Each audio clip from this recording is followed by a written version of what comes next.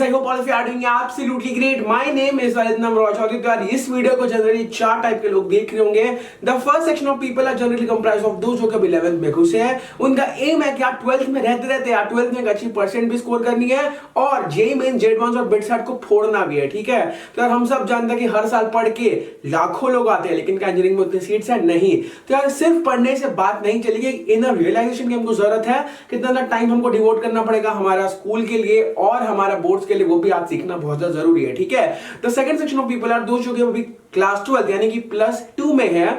उनको इस साल बोर्ड्स भी देना है, जेईई मेन जेड1 बिटसैट भी देना है और वो लोग कहीं ना कहीं सोचते हैं कि यार टाइम कम बचा है, कैसे इसमें मैक्सिमम बेनिफिट हम निकाल सके और एक आइडियल डिस्ट्रीब्यूशन ऑफ टाइम हमको सीखने को मिले. ठीक है, the third section of people are दोस्त जो लोग एक बार जेईई मेन दे चुके हैं, जेड1 दे चुके हैं. ठीक है, लेकिन उनको पता है उनका जितना मैक्सिमम पोटेंशियल है उन्होंने पिछले बार ब्रीच नहीं किया, लेकिन इस बार पक्का करने वाले, क्योंकि आपके पास टाइम है, आपके पास ज्यादा बर्डन नहीं है. लेकिन आपके पास जब टाइम है देयर आर चांसेस कि आप स्वे अवे हो जाओ. लेकिन इस बार हम डेडिकेटेड रहने वाले, चैनल को आपने सब्सक्राइब किया है, रेगुलर टिप्स स्ट्रेटजीज और ट्यूटोरियल वीडियोस आने ही वाली है. ठीक है, and the fourth kind of people, वो जो लोग अभी घायल है, लेकिन एक घायल शेर बहुत ज्यादा डिफिकल्ट होता है टेम करने को. Okay, so the second droppers जो लोग अभी ले रहे हैं, ऑब्वियसली वो लोग हर कोई तो जेड1 नहीं दे पाएगा, लेकिन जितने लोग भी जेईई मेंस देने वाले हैं, आपके पास 2 जेईई मेन का अटेम्प्ट है और आपको टाइम बहुत ज्यादा है, आपको पता है कि यार जेईई मेन का पैटर्न क्या है, जेड1 का पैटर्न क्या है, तो आपको पता है कि किस तरह से पढ़ाई करनी है, मैक्सिमम बेनिफिट्स निकालने हैं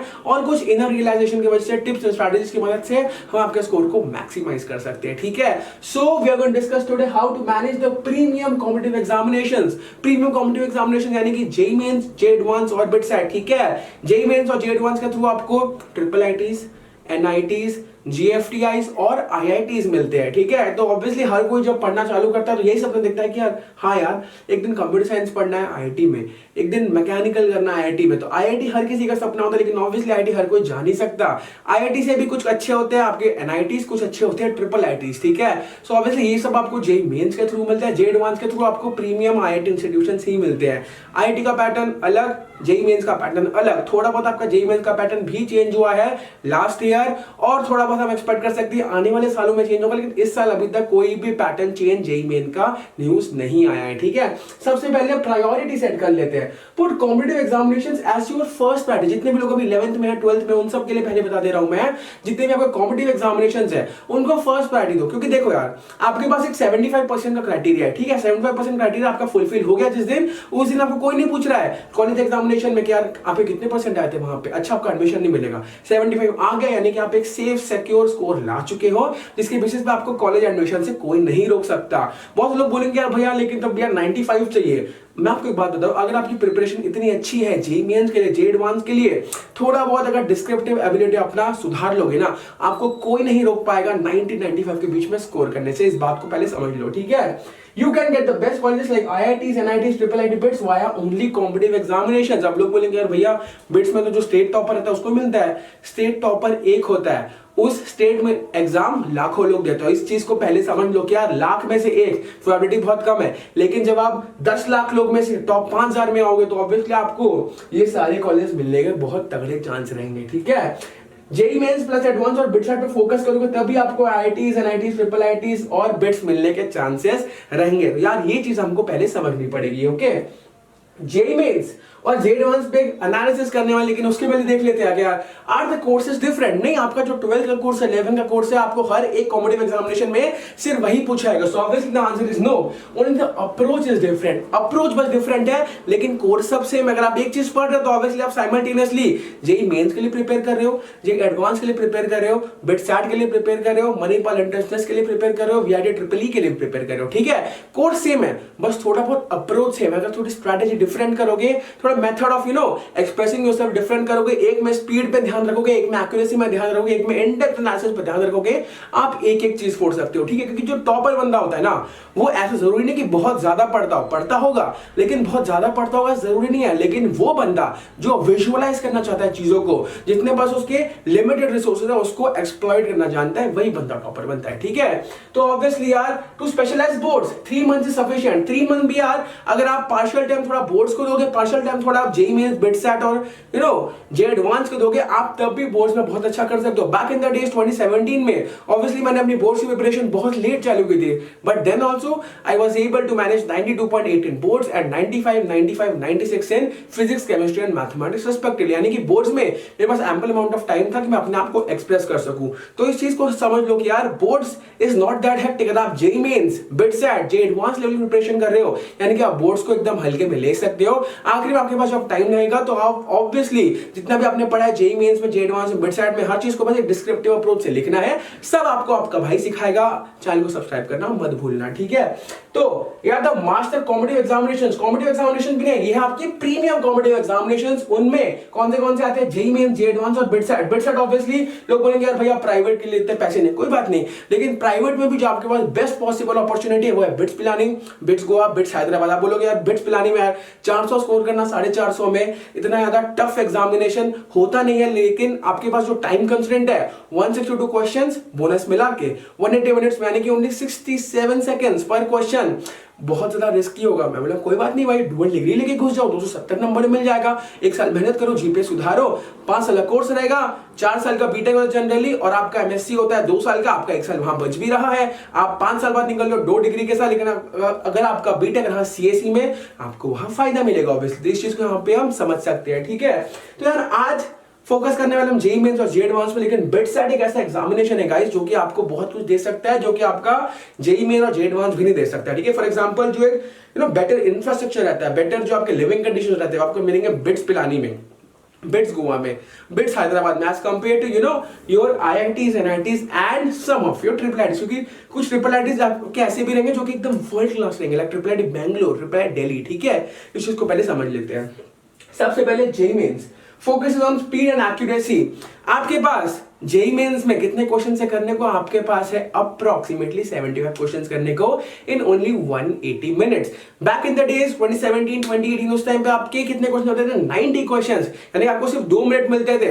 अभी आपको for every question you are getting 2 minutes 24 second, यानी 180 by 75। ओके, आपके पास अभी और एडेड टाइम मिल रहा है। ऊपर से आपका जो मार्किंग स्कीम है वो बहुत ज्यादा लीनियंट हो गया। +40 60 क्वेश्चंस के लिए, सॉरी +40 आपका रहेगा कितने क्वेश्चंस के लिए? 15 क्वेश्चंस के लिए, और +4 -1 जो ऑब्जेक्टिव ओरिएंटेड रहता है बाकी के 60 क्वेश्चंस के लिए। यानी कि आपका जो मार्किंग स्कीम है वो और ज्यादा नीचे आ चुका है। उसके बाद लोग बोलेंगे यार भैया समझ में नहीं आ रहा, तुक्का नहीं मारते। बोला भाई +1 -1 है तेरे पास, 4 क्वेश्चन तुक्का मार, फेयर प्ले ले, एकदम रैंडम तुक्का मारेगा तो मैं एक्सपेक्ट कर रहा हूं कि तेरा एक सही होगा और तू +1 के फायदे में थोड़ा स्ट्रेटेजिक गेसिंग करेगा। अगर वो भी मैं सिखाऊंगा आप लोगों को, टेंशन मत लो।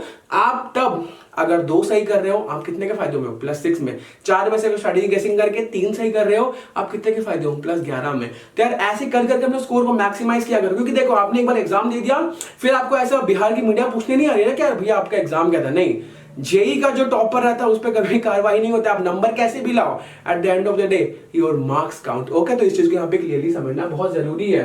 If you score 50% of marks, यानी कि 150 आउट ऑफ 300 इन जेईई जनवरी, और 65% of the marks, that is 195 out of 300 in JEE April, you will be in the top 2% of the crowd. एक बात मैं पहले बता देना चाहता हूं, जेईई में जनवरी और जेईई में अप्रैल, ये वाला एग्जामिनेशन जनरली अगर आप इसमें कम भी स्कोर कर रहे हो, अगर आप यहां से लेके यहां तक यानी कि जेईई में अप्रैल तक आते हैं 30 नंबर अपने बढ़ा ले रहे हो, चांसेस है कि आपका परसेंटाइल और रैंक सेम रहेगा।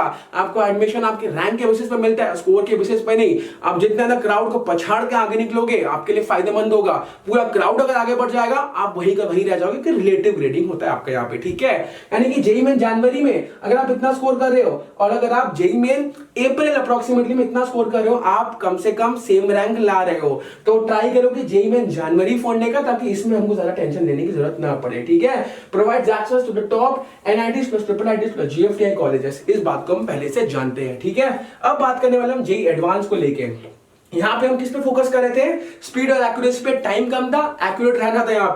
यहाँ पे जब तक इन डेप्थ नॉलेज आपका नहीं आएगा ना, आप जेईई एडवांस में अच्छा नहीं कर सकते। जेईई एडवांस में आपके पास टाइम बहुत रहेगा, 2 पेपर रहता है, पेपर 1 पेपर 2 3-3 घंटे का, तो टोटल मिला के मार्क्स आपके 360 के आसपास ही आते हैं, ठीक है। आपके पास टाइम बहुत एक्सप्रेस करने को। लेकिन 95% ऑफ द पीपल क्या करते हैं, वो लोग बैठे रहते हैं जेईई एडवांस, क्योंकि समझ में नहीं आ रहा, इतना इन डेप्थ एनालिसिस है ही नहीं हमारे अंदर कैपेबिलिटी उस चीज को कैरी आउट करने का, ठीक है। तो यार ये एक बात है। 50% of marks in this examination means admission into the most elite और ड्रीम IITs, ठीक है, अगर 50% ऑफ द मार्क्स यहाँ पे स्कोर कर ले रहे हो ना, एक डिसेंट स्कोर इसको माना जाता है, आपको IITs में एडमिशन ऑलमोस्ट गारंटीड है। थोड़ा बहुत रिजर्वेशन रहा तो पक्का बेस्ट IITs 50%, अगर 60% में अगर जनरल कैंडिडेट ला दे रहा है, माशाल्लाह IIT आपके लिए वेट कर रहा है, ठीक है।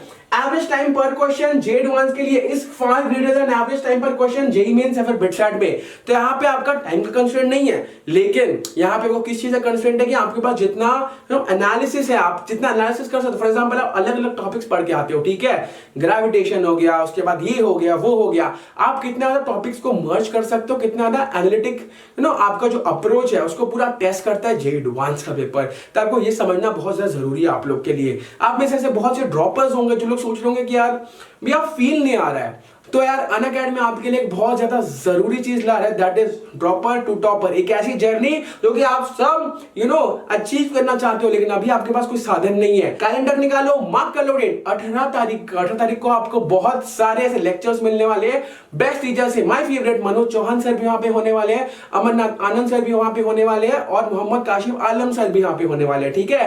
तो आप सारे फैकल्टी से इंटरेक्ट कर सकते हो क्लासेस में, और वो आपको बेस्ट अप्रोच बताएंगे कि क्योंकि देखो हर किसी के लिए अलग अप्रोच होती है। फॉर एग्जांपल ड्रॉप में कुछ लोग की आई होगी रैंक 5000, कुछ लोग की रैंक होगी 50,000, कुछ लोग की रैंक होगी 5 लाख, लेकिन जब आप ड्रॉप ले रहे हो तो ऑब्वियसली आपको अलग अलग चीजें फॉलो करना पड़ेगा, क्योंकि आपको जो बैकग्राउंड नॉलेज है उस चीज पे हमको बिल्ड ऑन करना है, ठीक है, एकदम स्क्रैच से हमको चालू नहीं करना है, ठीक है guys.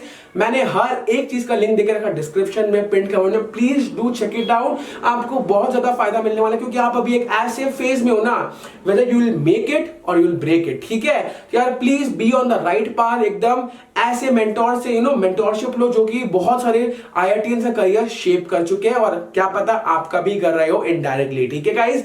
So this it from my side, समय आ गया आप सबसे लेने का, अलविदा।